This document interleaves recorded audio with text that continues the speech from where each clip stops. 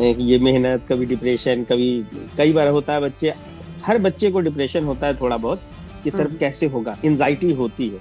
एकदम ये बोलते हैं कि अरे क्या होगा, मेरा नहीं होगा, वो मत सोचो। तुम अभी पढ़ाई कर रहे हो तो पढ़ाई पर ध्यान दो। अगर गलती हुई तो क्यों गलती हुई, ऐसा क्यों हो, तो उसके लिए रीजन ढूंढो, फिर समझ लो।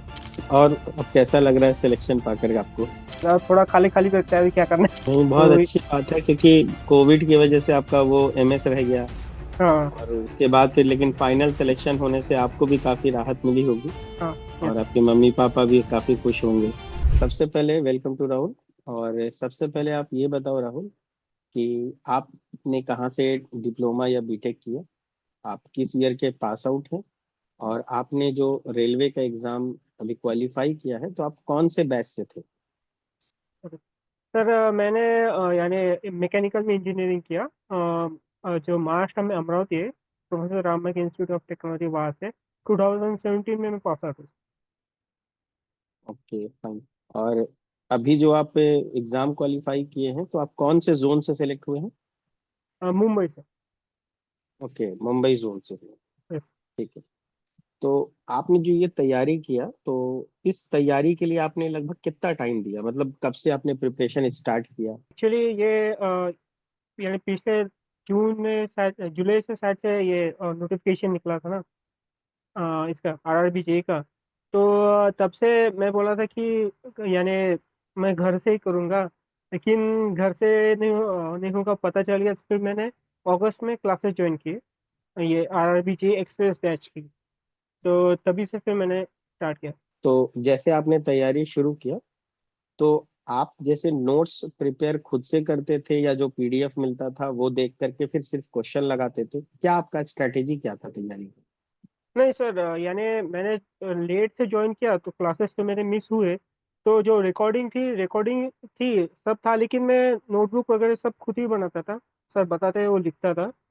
तो मैं सीख गया था क्लास नोट से, यानी ये जो पीडीएफ मिलती थी वहां से। फिर अगर कोई छूट गया तो फिर देखता था, नहीं तो मैं खुद से ही बनाता था। और जैसे मान लीजिए आपने नोट्स बनाया, तो नोट्स के अलावा आपने अपना फॉर्मूला शीट या शॉर्ट नोट्स ऐसा भी कुछ प्रिपेयर किया था तैयारी के लिए? फॉर्मूला शीट सर मैंने इसका मिनिमम वगैरह वो तो यानी पूरा सब्जेक्ट होने के बाद में वो तो लिख के देती ही थी। उसके बाद में आपने भी जो फॉर्मूला शीट थी आपने भी करवाया था, थर्मो का, एफएम का मैंने बनाया था सर। उसका जो जो कुछ था उसका बनाया था। तो वो यानी क्लासेस चल रही थी तब नहीं बना था, लेकिन जब रिवीजन वगैरह कर रहा था तो तब मैंने बनाया था सर। उसके फॉर्मूला तो, हाँ, फॉर्मूला शीट बनाते हैं, और कुछ अगर कोई कॉन्सेप्ट होगा तो उसका भी लिख के रखा। यानी रिवीजन ठीक है। के वक्त थोड़ा फिर पास हो जाता था। अच्छा, मान लीजिए कोई बच्चा, नया बच्चा है, कोई तैयारी करना चाहता है, तो उसको एटलीस्ट कितना टाइम देना चाहिए? एक होता है ना, कई बार बच्चे घबरा जाते हैं कि जैसे आज तैयारी किया, 2 महीने बाद ही उनको लगता है कि मेरा सिलेक्शन हो जाए। तो हम्म। एटलीस्ट एक तैयारी के लिए उनको कितना समय देना चाहिए, किसी चीज को पढ़ने में कितना वक्त देना चाहिए? तो वैसे तो ये स्टूडेंट स्टूडेंट चेंज होता है, लेकिन मैंने जो रीजनिंग की एप्टीट्यूड था ना, यानी मैंने पहले तो यानी मैं गेट की तैयारी भी कर रहा था वैसे तो। लेकिन 2030 में मैंने एयरपोर्ट अथॉरिटी के ना क्लासेस लगाए थे। तो उसमें मेरा कुछ रीजनिंग एप्टीट्यूड वगैरह मैंने थोड़ा था मेरा, और उसमें कुछ ट्वेल्थ का फिजिक्स वगैरह थोड़ा था बैकग्राउंड। तो एप्टीट्यूड यानी रीजनिंग वगैरह वो था मेरे साथ। तो इसमें इतना भारी नहीं गया। तो सिर्फ जो यानी अपना ये प्री रहता है ना इसका, आरआरबी का। तो उसमें जनरल साइंस वगैरह जो भी 6 स्टैंडर्ड से 10 स्टैंडर्ड तक था वो नया था मेरे लिए। तो उसके लिए टाइम लगता है सर। यानी जब मैंने अगस्त में क्लासेस ज्वाइन किए थे तब टेक्निकल का मैं ज़्यादा नहीं कर पाया था। सिर्फ मैंने जो पेपर वन है वही निकालने के लिए पूरा उसमें ही लगा दिया था। तो उसमें टाइम जाता है ज़्यादा। तो यानी अगर किसी को आरआरबी के लिए अगर लेना ही है तो उसको बैच तो ज्वाइन करनी चाहिए जब से, यानी वो डे वन से स्टार्ट करना चाहिए। अगर और मैंने यानी घर पे मैं उसमें ही लगा रहता था ज़्यादा। यानी अगर सोना खाना और थोड़ा एक्सरसाइज किया, उसके बाद में पूरे टाइम पढ़ाई करता था। तो ज़्यादा टाइम पढ़ाई मैंने दिया। तो अगर तुम इतना टाइम दे सकते हो यानी आप बोल सकते हो कि 12 घंटे, 10-12 घंटे रोज के आप बोल सकते हो। अगर तुम बोल सकते हो तो कर सकते हो। सर जो बता रहे हो तुमको फॉलो करो, और पेपर वगैरह सब अच्छे से, जो डाउट्स है वो क्लियर करो वगैरह, प्रैक्टिस करो तो हो सकते हो। तो मतलब डेली का आप लगभग 10 to 12 आवर स्टडी पर देते थे। हाँ तो आप डेली का लगभग कितने क्वेश्चन सॉल्व करते थे, क्योंकि आदमी को रिवीजन है, क्वेश्चन भी सॉल्व करना है। तो हाँ हाँ। एटलीस्ट कितने क्वेश्चन आप सॉल्व कर लेते थे? मैं क्वेश्चन तो आप जो सर देते यानी 100 बोल सकते हो सर आप ऐसे। लेकिन फिर जब लास्ट के दो दो महीने जो आपने रिवीजन ली थी इस पे यूट्यूब पे वगैरह, तो उसका भी अच्छे से हो जाता है। नंबर ऑफ क्वेश्चन यानी काफी अटेम्प्ट किए थे आपने? हाँ हाँ। और यूट्यूब से अच्छा। आप प्रैक्टिस लेते थे ना, तो उसमें कैसे आप बताते थे, तो अगर और आपने एक बार लिया और उसको फास्ट स्पीड में किया तो आपकी प्रैक्टिस भी यानी फास्ट से हो जाती। तो उससे मुझे ऐसा फायदा हुआ कि मैंने जो एग्जाम हुई थी मैंने दी थी CBT 2, तो मैंने दिया तो मेरा जो क्वेश्चन है वो चेक करने के लिए टाइम भी मिला था मुझे। हाँ okay, यानी पहले आपका पेपर हो गया था। हाँ हाँ, पहले पेपर हो गया। अच्छा, आप कहाँ से बिलोंग करते हैं राहुल? सर मैं अमरावती महाराष्ट्र से। Okay, you are from Maharashtra. Yes okay, sir. ठीक है।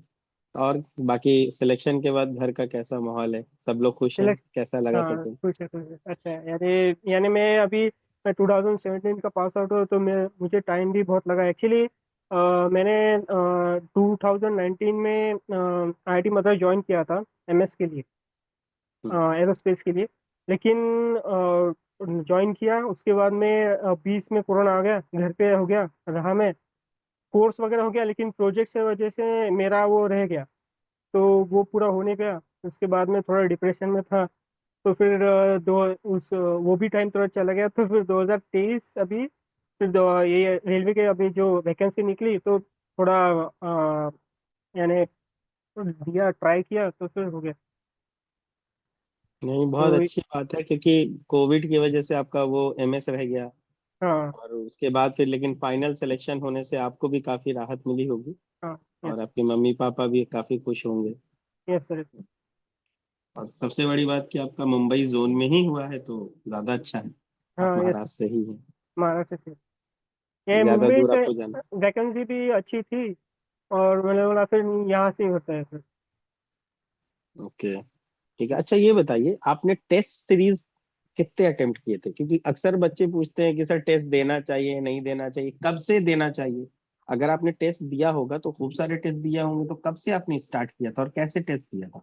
जो डेली टेस्ट रहता है ना सर, जो 20 क्वेश्चन वाला वगैरह है, वो तो दिए थे मैंने। लेकिन मैं जो फुल लेंथ टेस्ट है ना सर, वो मैंने ज़्यादा नहीं दिए थे एक्चुअली।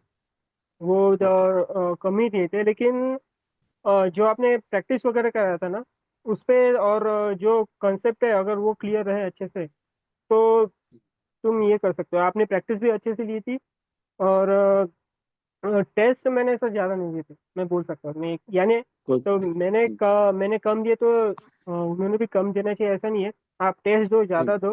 उससे यानी अगर कोई कंसेप्ट अगर क्लियर भी नहीं हुआ तो कंसेप्ट क्लियर हो जाएगा, और प्रैक्टिस अच्छा रह जाएगी। तो टेस्ट ज़्यादा दिए तो अच्छा है। अक्सर बच्चे जो पेपर दे रहे हैं ना, तो उनकी एक्यूरेसी में बड़ा दिक्कत है। मान लीजिए 100 क्वेश्चन अटेम्प्ट कर रहे हैं, 60 सही है, 40 गलत है। तो एक्यूरेसी को कैसे इंप्रूव किया आपने? सर एक्यूरेसी का मैं ये बोल सकता हूँ कि अगर तुम श्योर हो तो वो अटेम्प्ट करो। नहीं तो अ, यानी फाइनल एग्जाम में बोल सकता हूँ। लेकिन हम्म। अगर गलती हुई तो क्यों गलती हुई, ऐसा क्यों हो, तो उसके लिए रीजन ढूंढो, फिर समझ लो। और अगर जैसा डाटा का क्वेश्चन रहता है ना, तो उसमें रिस्क नहीं लेना चाहिए, क्योंकि वो न्यू रहता है, किसी को आएगा भी नहीं। जैसे मैकेनिकल में प्रोडक्शन में डाटा के क्वेश्चन बहुत आते हैं ना, अपने FM में इसमें भी हम्म। आता है। तो उसमें रिस्क नहीं लेना, मैं वही बोलूंगा। और जो फिजिक्स वाला इन्होंने जो क्या बोलते हैं मॉक टेस्ट कराई थी ना, तो वो मैंने दी थी। तो उसमें भी मैंने यानी 102, ऐसे 102 103 मार्क्स आए थे। तो उससे थोड़ा कॉन्फिडेंस, हाँ ठीक है भाई, यानी अपने क्वेश्चन भी नए रहते हैं उसमें। और मैंने बोला नहीं, अपन ने जो कॉन्सेप्ट है उसकी वजह से अपन ने यानी क्वेश्चन सॉल्व किए, तो अपन को आ सकते और अब कैसा लग रहा है सिलेक्शन पाकर आपको? हैं। अभी अच्छा लग रहा है यानी यानी कि थोड़ा टेंशन तो रहता ही है अभी। हाँ, तो अभी अच्छा लगा। थोड़ा रिलैक्स फील होता होगा थोड़ा। हाँ, अभी रिलैक्स हो रहा है, थोड़ा खाली खाली भी लगता है अभी क्या करना है। नहीं, कुछ अच्छा पढ़ो, कुछ हाँ। अच्छी बुक्स पढ़ो, थोड़ा सा यस। टाइम अपना उसमें। और अच्छा सिलेक्शन अच्छा। के बाद क्या है कि थोड़ा सा रिलैक्स होना भी जरूरी है, क्योंकि आप जो 6 महीना इतना रिग्रेस मेहनत करते हैं ना, यस। उससे माइंड काफी स्ट्रेसफुल हो जाता है। तो थोड़ा सा रिलैक्स करना भी जीवन में बहुत जरूरी यस। है। तो काफी अच्छा लगा राहुल आपसे बात करके। थैंक यू बाकी सर। आप अपनी जर्नी को अगर एक लाइन में डिफाइन करना चाहो, मतलब पूरी जर्नी को, ये मेहनत, कभी डिप्रेशन, कभी, कई बार होता है बच्चे, हर बच्चे को डिप्रेशन होता है थोड़ा बहुत, कि सर हम्म। कैसे होगा, एंजाइटी होती है। तो उस एंजाइटी से ओवरकम कैसे किया गया? मैं बोलता था कि ठीक है, अभी आज का दिन निकालो, कल कुछ ना कुछ तो हो गए। एकदम ये बोलते हैं ना कि अरे क्या होगा, मेरा नहीं होगा, वो मत सोचो। तुम अभी पढ़ाई कर रहे हो तो पढ़ाई पर ध्यान दो। यानी ये सच में तुम ज्यादा कि अरे होगा नहीं होगा वो तुम्हारे हाथ में नहीं है। क्वेश्चन कैसा है कि वो तुम्हारे हाथ में है कि तुम पढ़ाई करो। और अगर पूरी जर्नी को आप एक लाइन में अपनी डिफाइन करें तो कैसे बोलेंगे? कैसी रही जर्नी तैयारी की? अप एंड डाउन बोल सकते हो, लेकिन उसे निभाना तो तुम्हारे हाथ में है। और अभी हम्म। अभी जैसे मैं अभी कितना मैं मेरा एज 30 है ना। तो अभी जो जो नए हैं उनको तो चांसेस ज्यादा है। अभी रेलवे भी बोल रहे हैं कि निकालेंगे, एसएससी जेई भी बोल रहे हैं निकालेंगे। तो तुम ये नहीं, अभी ये जो भी पढ़ाई कर रहे हो तो ये पढ़ाई सिर्फ आरआरबी के लिए ही नहीं, तुम पीएसयू है, अदर जॉब्स है, उसके लिए भी तुम निकाल सकते हो अच्छे से किया तो अपॉर्चुनिटीज निकलती है सिर्फ। यानी अरे नहीं होगा, ऐसे करने से कुछ होगा नहीं, तुम किए तो कुछ ना कुछ हो ही जाए। चलिए ठीक है राहुल, काफी अच्छा ओके। लगा आपसे बात करके।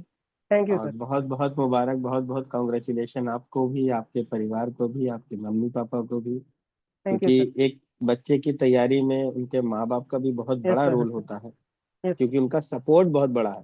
क्योंकि यस सर। जमाना दुनिया का तो आदत है, वो कुछ भी बोलते हैं, बट माँ बाप का सपोर्ट होना बहुत जरूरी है। यस तो सर। यस। इसलिए सबसे पहले उनको भी नमन है हम लोगों की तरफ से, पूरी पीडब्ल्यू की टीम से। तो थैंक चलिए यू। ठीक है, एंजॉय कीजिए। Thank you good sir. Luck.